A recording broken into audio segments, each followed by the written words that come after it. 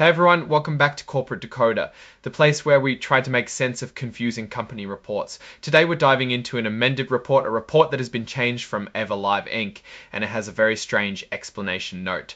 Get ready because this one's a bit of a roller coaster today. We're dissecting an amended annual report from Eva Live, and it involves a reverse stock split and reverse capitalizations. Trust me, it gets more complicated, so strap in, this is sure to be fun. Now, if you appreciate getting straight insights from corporate documents, make sure you're subscribed, and this is sure to be fun. If you appreciate getting straight insights from corporate documents, make sure you're subscribed and join our community on Discord. Now let's get started.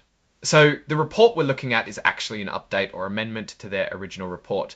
They had to change it because of something called a reverse stock split, where they took every 4 shares of stock and turned it into one. They also had to reevaluate something called reverse capitalization based on the SEC rules regarding it. We'll get into what all that means.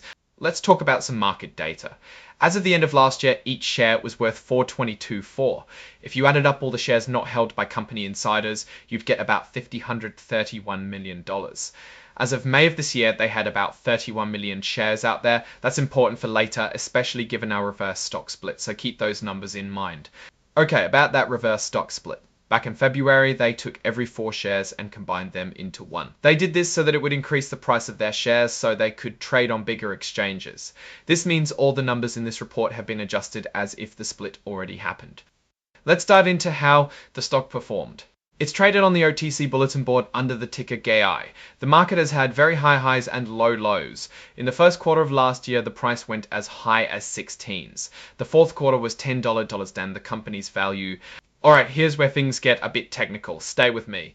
In September 2021, Eva Live merged with another company, Eva Media Corp. At first, they thought of it as a regular acquisition, but the SEC said, hold on, this is actually a reverse capitalization, which means that for accounting purposes, Eva Media was actually in charge all along, and this meant Eva Live had to remove goodwill and change their financial statements.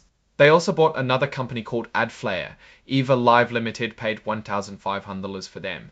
AdFlare specializes in header bidding. This is an ad tech where publishers offer their space to different ad buyers at the same time, making them compete to pay the publisher more. They had to write off the entire value of AdFlare due to a goodwill impairment, so maybe this acquisition wasn't so good after all. This means whatever they paid, it's now worthless. So what does Eva Live actually do? They run the Eva platform that uses AI to match ads to spots. Their system analyzes data to increase success rates. They use tons of data, what's called big data, to automate the buying and selling of ads. That's why it's called a demand-side platform. They're in a competitive market for demand-side platforms, and according to forecasts, the amount of money they could make looks very attractive.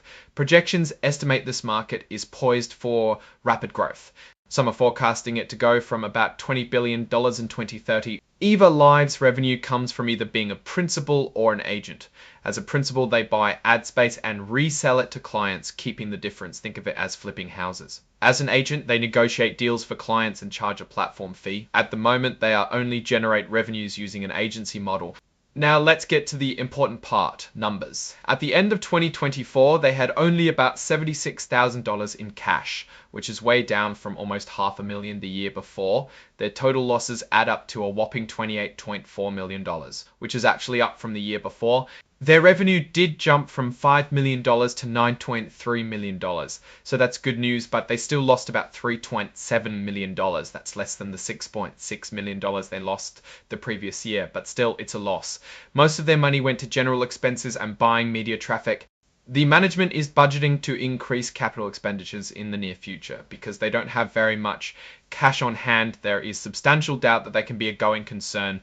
It's important to note that the numbers we're seeing rely on estimates and judgments from the company's management, and these estimates can significantly affect how the company looks on paper, so always keep that in mind.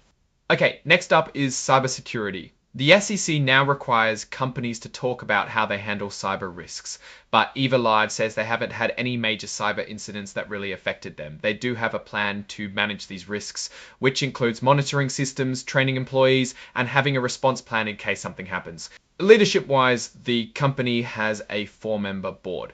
A point to note is that the directors are classified as non-independent and all appear to have positions at the company. Let's talk about executive pay. The CEO, David Boulette, made about $3.1 million last year.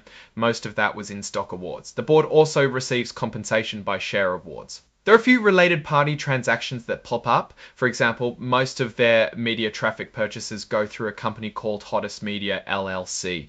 A point to keep in mind since it can create conflicts of interest.